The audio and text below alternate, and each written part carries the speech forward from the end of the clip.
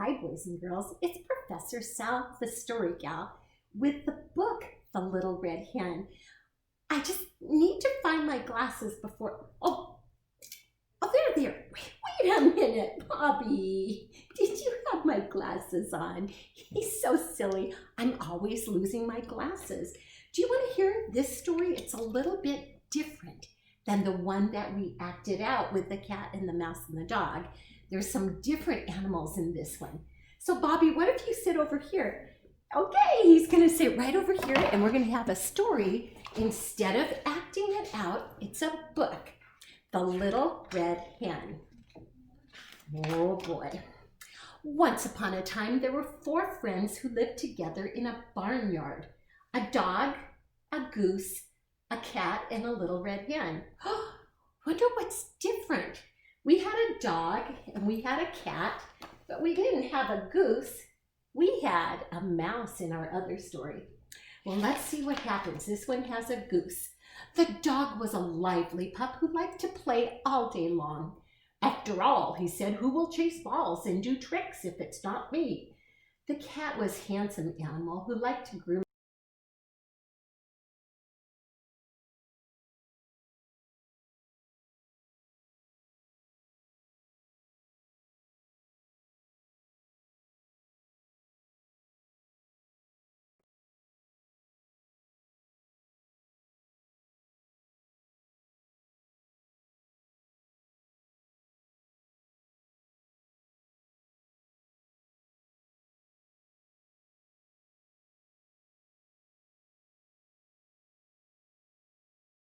all day long in their big front yard. The goose waddled to the farmyard each morning and always came back with new stories to tell. And the cat, well, he washed himself in the sunny windowsill.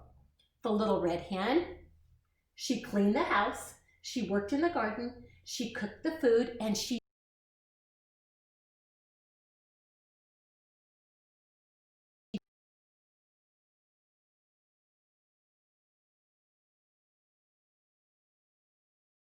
of wheat seeds. Very excited, she brought the bag back to the cottage. Look what I found. Who will help me plant these seeds so that we can have wheat to bake some bread? Woof, not I, said the dog. I have to play with my stick today. Meow, not I, said the cat. I have to groom my fur today. Not I, said the goose. I have to go talk to the cow today. She has news about the goat. All right, said the little red hen, then I will plant the seeds by myself. And she did. She hoed the ground and planted the seeds and watered them well, and she pulled the weeds. Soon a fine patch of wheat was growing tall in the sunlight. The wheat is ready for harvest. That means time to cut it, said the little red hen. Who will help me harvest it? Oof, not I, said the dog. I have to bury my bone today. Meow, not I, said the cat. I have to smooth out my whiskers today. Not I, said the goose. I have to go visit the pig today. He says there's a scandal with the sheep. All right, said the little red hen, then I will harvest the wheat myself. And she did. She cut the wheat and gathered it and tied it up in bundles, and she stacked it outside. Now the wheat must be ground into flour, said the little red hen. Who will help me pull the wagon to the miller? Woof, not I, said the dog. Today is the day I chase rabbits. Meow, not I. Today's the day I clean between my toes, said the cat. Not I, said the goose. Today is the day that the goat told me he's going to tell me a secret about the cow. Well, all right, said the little red hen. Then I will pull the wagon myself. And she did. She cleaned the wagon, loaded the wheat, and she went to the miller's down the street.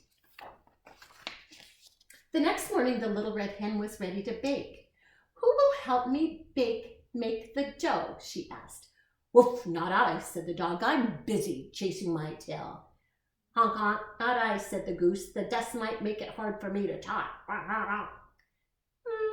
not I, said the cat. The flour would make my fur dusty. All right, sighed the little red hen. Then I will make the dough myself. And she did. So she gathered up eggs and milk and yeast and flour, and she mixed and she kneaded it for nearly an hour.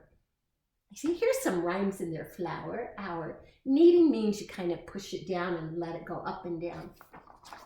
Now, said the little red hen, although she already knew the answer, who will help me bake the bread? Oh, not I, said the dog. It's time for me to take a nap. Woof, woof. Meow, not I, said the cat.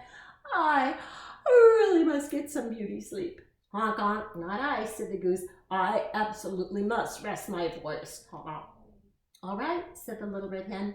Then I will bake the bread myself. And she did.